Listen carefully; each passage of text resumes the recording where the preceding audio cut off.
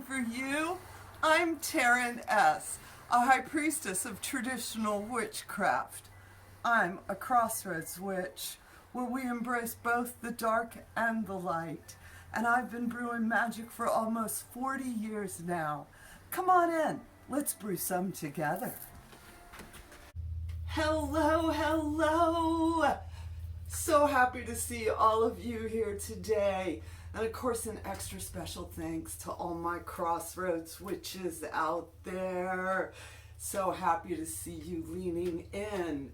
Today's topic is, I think I've been cursed. What do I do? And this is a response to Marcy Shannon, who left a comment on a video of mine asking me this question. And instead of just answering her, I thought, I'm gonna make a video out of it.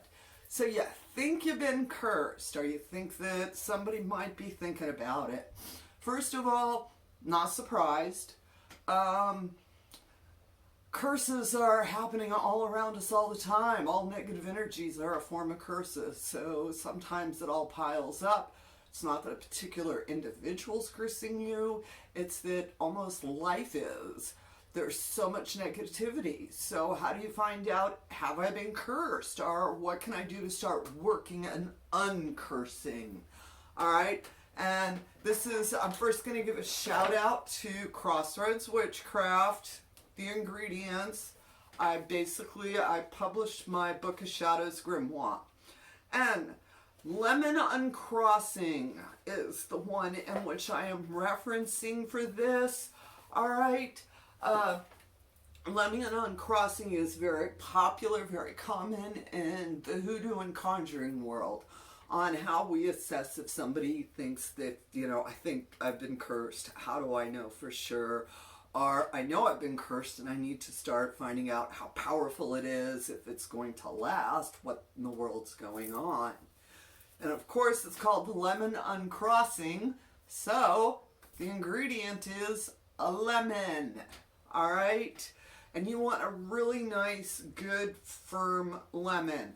I have in my yard, I grow oranges, so mine are very, very tart. Don't use a grocery store orange, all right? I found that my oranges work well for this, but a lot of oranges typically don't, is what I'm trying to say. So, we're going to act like this is a lemon for all of y'all out there. Lemon! And before you do anything, wash your lemon. Alright, really good. Make sure there ain't nothing on there. And then stop and just take them home in and start rolling and connecting. You need this lemon to work for you. You know what I'm saying? And so, you may want to do your magical breath. That's where we take 3 inhales, 1, 2, 3. Exhale, 1, 2, 3, and out 4th. The essence of your spirit. And you may want to talk to it. Tell it, I need you to work for me. I need this uncrossing to begin. I need you to take and show me that which is true, to help me dispel the negativity that's been sent to me. All right? And once you feel like you're real good with your lemon, you want to cut it in half. All right? And you want to cut it across the sections where the top and bottom are here. Okay? Cut it so that it's in good sections. Let me cut mine up here real quick. All right. Now I've cut it into 2 sections. I will put it on a plate, a bowl. I also like to use mirrors. It's actually one of my favorite things to use for this type of working. All right, there's just something about the mirror. And I'm going to show y'all. I set my 2 pieces of lemon up so that they sit there pretty. Sometimes they don't want to. There we go. I want them to sit up as fairly straight as I can get them. And yes, you can put little things around them if you're that OCD and they have to be perfectly straight. Next ingredient that you need, good old-fashioned table salt. all right? This is not the time to pull out the sea salt and all the other selections of salts, the Dead Sea salt, the Mediterranean salt, the Celtic salt. All right, not the time. We want good old-fashioned salt, all right? I prefer it for it not to be ionized, but if I can't find the plain stuff, I will use ionized, all right? Now what I'm going to do is I'm going to pour me a healthy, and while I'm pouring it now, again, that whole visualization, that whole process of, you know, I want this negative energy away from me. I want it to dissipate. I want it to dry up. All right? Okay? I want to know if there's anybody working against me hard. And I'm going to cover the tops of my lemon in salt. I hope y'all can see this. You know, don't have like camera production crew type thing. All right. There it goes. Too perfect. All right. Now, I will sometimes, and just depends on how you're feeling, I will stop, light a candle, get me some patchouli, all right, or get me a good spiritual spray. Actually, I have bay rum from Bridging World's Botanica crystal mix. This is the best spiritual, dispels negative energies. I'm going to just do a couple of around me. All right. She's got the best bay rum recipe. Bridging World's Botanica.com. I am using rum bay. Good stuff. Okay. This is one of my go-tos. It's like Florida water. I also like Drew, who has the shop Creations from thehollow.com, does a storm water up that is just perfect for changing the energies. I can just feel it. Yeah, that just, woo, flip all that up in the air, all right? Any of the icky, it ain't sticking to me. That's what I'm saying, okay? I'm going to sit that up there. I may light a candle, sit here for a little bit, contemplating on my situation. Once I've got it ready, I will sit it up on my altar and I will leave it there and I'll watch it. I'm watching for two things to happen. If it dries out naturally and there's no mildew, it just rots it all up, that means basically the whatever crap's being thrown at me ain't bothering me, okay? You know, my protections are up, everything's fine, you know, in which we all should be working protections. That's part of the spiritual waters. That's part of making sure that you sweep and clean your doorway and say good words of protection on your doorways. Sprinkle herbs and salts, whatever is your way. You should constantly be working your space. All right, typically it's going to take it 3-4 days before I know anything's happening. Now, on the flip side, if it gets moldy, ooh, you got some dark cursing magic around you. That's what that means, all right? What do you do if your thing gets all moldy? First up, you take you a good spiritual cleansing bath, either using a good soap, spiritual soap, or a good spiritual rinse, okay? Either or, you just need to get into your energies, okay? Second, your space. You start making sure, like I was saying, all your doorways and window seals have been swept, clean, and then you either do words of protection.